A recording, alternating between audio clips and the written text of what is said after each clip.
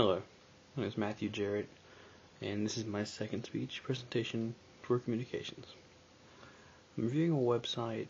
It's called Allen and Bacon Interpersonal Communication, and I know Allen and Bacon publish textbooks, and it looks like their website is actually a great resource, especially for people who are just getting ready to go into the workforce after getting an undergraduate degree or finishing up a graduate degree. The website is completely free, and it has information on several different topics, focusing on their interpersonal communications section. And when you pull up their website, it has the headline with interpersonal communications, and then it lists different sections. It lists definition, functions, relational development, self-disclosure, relational patterns, and interpersonal conflict. And I'm going to take a look at some of these different results. And just taking a look at the definition of interpersonal communication, and it shows two different views, which I think is really cool. It shows a contextual view, which is where you can kind of look at the situation when you're defining it as to what's going on the personal level. And when you look at the developmental view, it's more of a place where it's like an alternative way to define it. And they're really looking at that interpersonal communication is between two people who've known each other for a long time. So they develop that bond before they really start to communicate between each other on that level.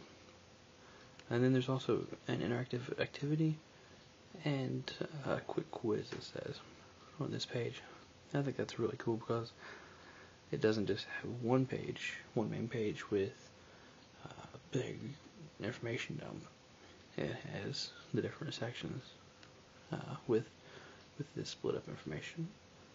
The next section we're looking at here is the functions of interpersonal communication. And it talks about how the functions are separated.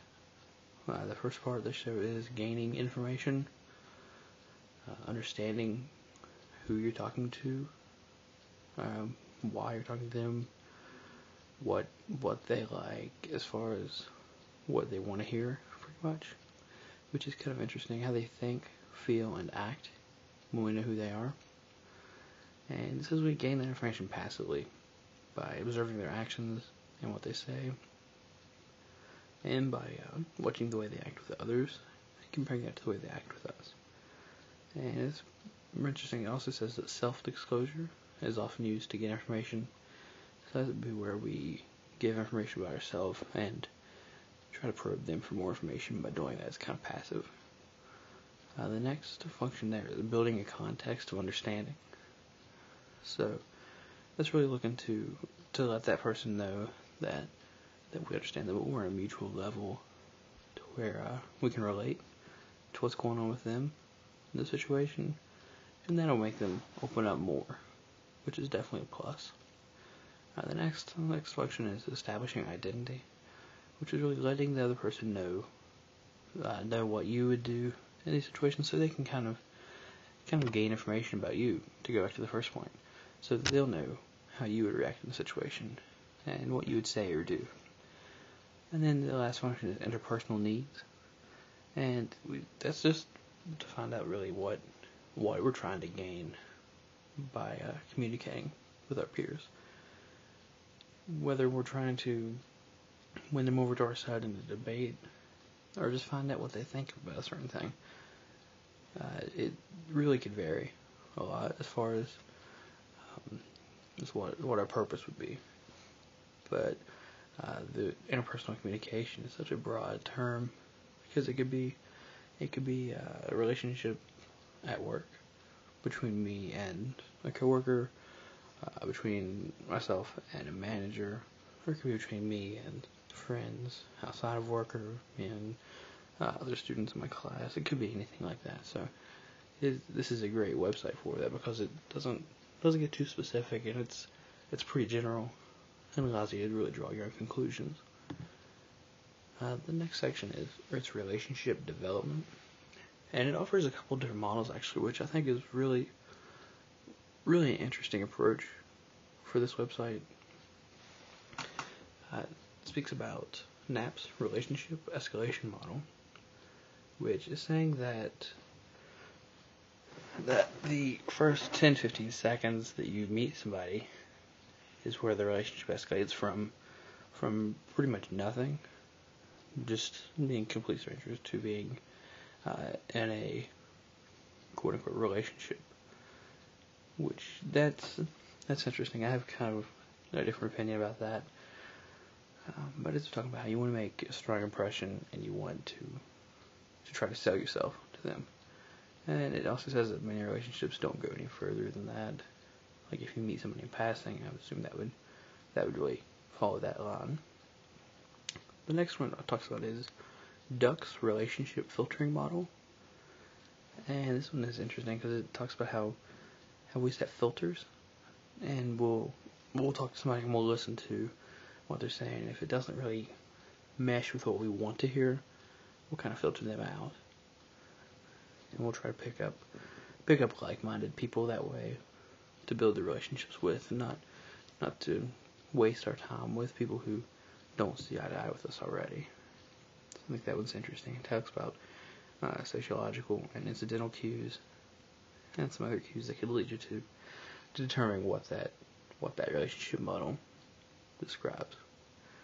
And the last one talks about is Knapp's relationship termination model, which is where you're trying to actually end a relationship. And it's talking about how you differentiate between where at the beginning you may be saying we or us, using the type of pronouns, to where you change it to say me or you or I in the speech, and you might not even realize that. And you're really just trying to separate yourself from them, and you're trying to avoid them. And it's interesting because it talks about how termination of a relationship could be positive or it could be negative depending on what actions you take and what actions the other person in the relationship takes. So I think that's really interesting.